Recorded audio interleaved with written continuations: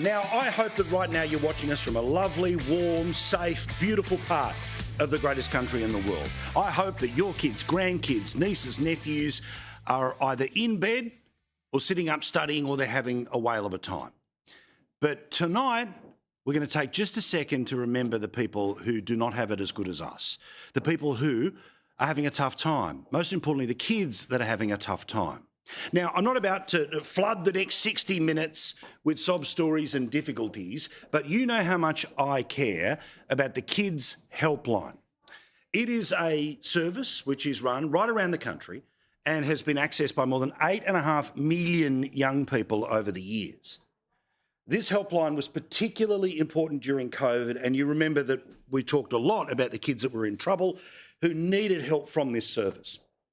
Believe it or not, 5 years later, there's still as many calls that they need and that they are taking, or interactions through their website that happen each and every day. But unbelievably, while the state and federal governments have got lots of money for lots of other things, there's not enough money for the Kids Helpline. So tonight we're going to come in and out of a regular appeal to try to raise some money for the Kids Helpline. Now, on Thursday of last week, they had a special 24-hour session of trying to get donations. They were able to raise about $100,000. They need about $500,000. So let's do our bit tonight to help the Kids Helpline. If you can, pause, take a photo with your camera right now. You'll be able to get the link, which will take you to kidshelplinegivingday.com.au. Or, if you would like to, call them right now, 1-800 010 777 if you are in Australia. If you're up late in New Zealand, special number for you, which is 0800 441 206. Again, we're not going to go all hard for 60 minutes. In a second, I'm going to show you some pretty powerful and amazing stories. On top of that, we'll have our normal political debate, and this is not an issue about Team Red, Team Blue. The left wing of Australia does not own compassion. The right wing of Australia does not own strength. All of us, regardless of how we vote, how we feel, what we believe is the urgent issue of the day, we can all unite around this one. That's the QR code, the website, kidshelpline.com.au. If you want the help, kids as young as 5 all the way to their early 20s. But the website tonight is kidshelplinegivingday.com.au. Okay, so we start at about $100,000, about $110,000.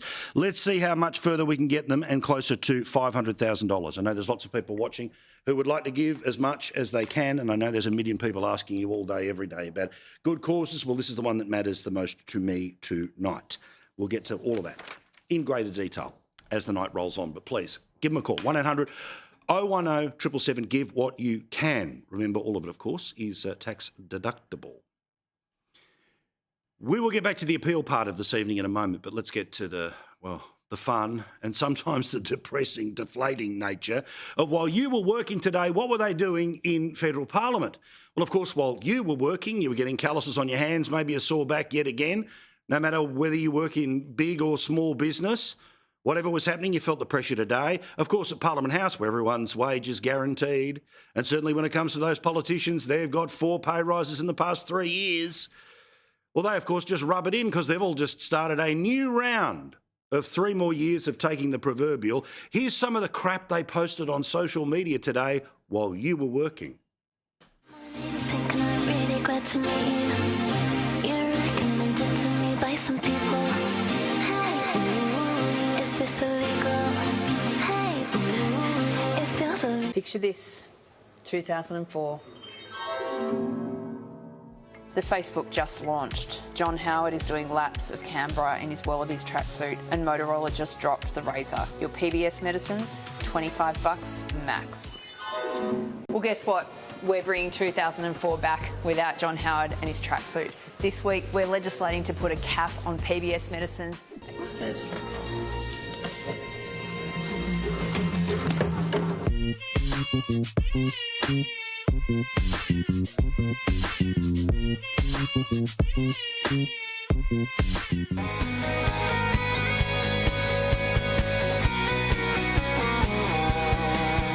This week, a hot new bombshell enters the villa. Don't call me up, I'm going out tonight, feeling good. Now, I get that that policy is well and truly popular. Why wouldn't it be 20% off all of your university debt? But, geez, they love ramming it home and they love talking to you like the play school presenter.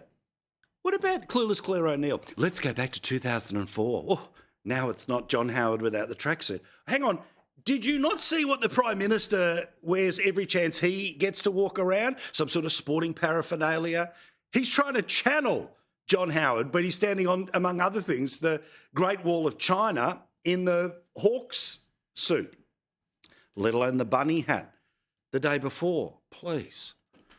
But there is one MP that I have been noticing a lot of, and why wouldn't I? This is Cara Cook.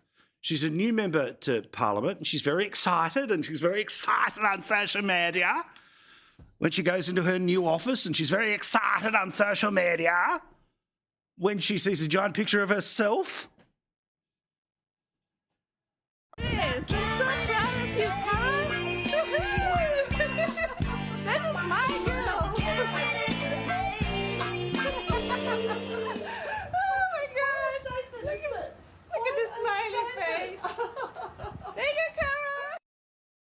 And I'm sure she's lovely, but just let's tone it down a bit. And I know inevitably somebody is already getting the outrage II machine to punch out 1,000 words. Paul Murray's sexist, attacking it. No, it's the carry-on of these social media videos. It's just how dumb the communication has begun. And I'm continuing to focus on this because you need to know what they did while you were working.